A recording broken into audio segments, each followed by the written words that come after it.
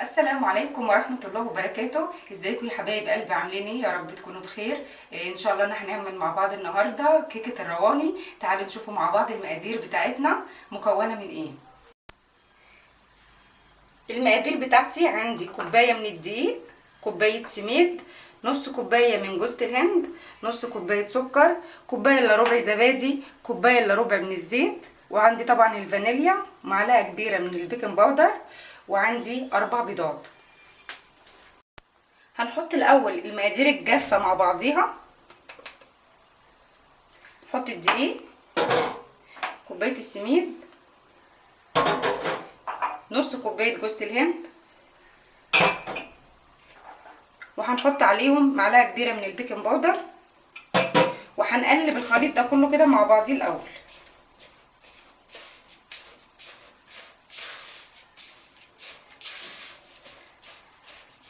وهنركنه على جنب. عندي البوله بتاعتي هنا جاهزه، هنحط فيها البيض 4 بيضات، وهنحط عليهم الفانيليا،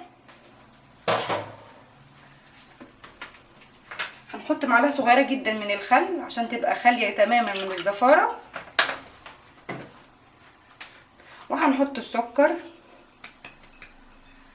احنا هنضرب المكونات بتاعتنا دي مع بعضيها بالمضرب الكهرباء، وبعد كده هنحط عليها الزبادي والزيت، وهرجع لكم اقول لكم بقى هنعمل ايه.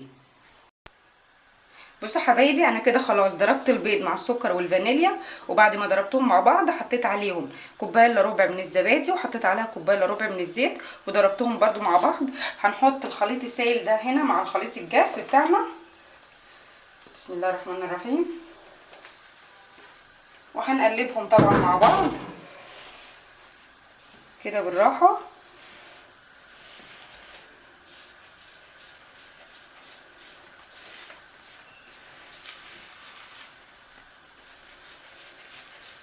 طبعا هتكوني مشغله الفرن على درجه حراره 180 قبل ما تحطيها على نفس درجه الحراره اللي انت هتسوي بيها الكيك، وهتحطيها على الشبكه في النص لمده 20 دقيقه، تلت ساعه.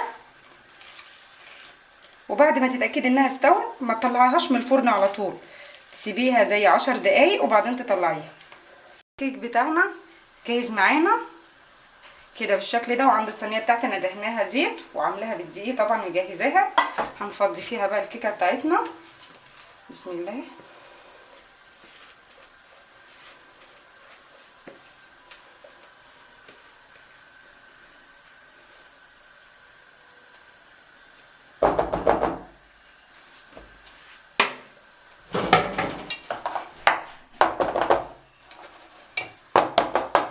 كده الكيك بتاعنا جاهز معانا، هنحطه في الفرن.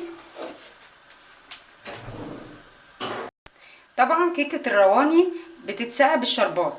الشربات بتاعنا طبعا انا عاملاه من قبليها عشان لازم يبقى بارد، عشان اول الكيك ما يطلع من الفرن لازم الكيك يبقى سخن والشربات يبقى بارد.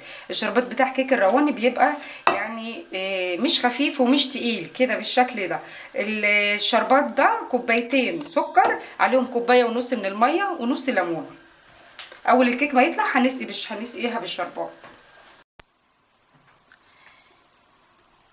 الكيكه بتاعتنا كده استوت معانا. بسم الله الرحمن الرحيم. هنسقيها بالشربات وهنسيبها لما تبرد وهنقلبها.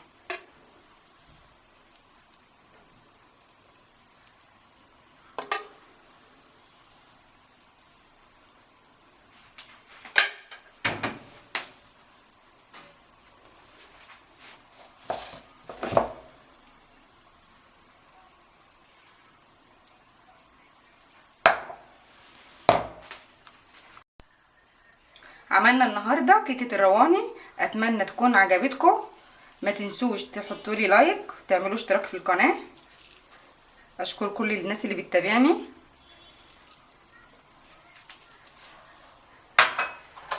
بسم الله الرحمن الرحيم.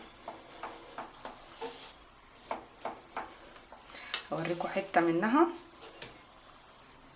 شايفين؟ بسم الله ما شاء الله، هشه وجميله. اتمنى تجربوها، والسلام عليكم ورحمه الله وبركاته.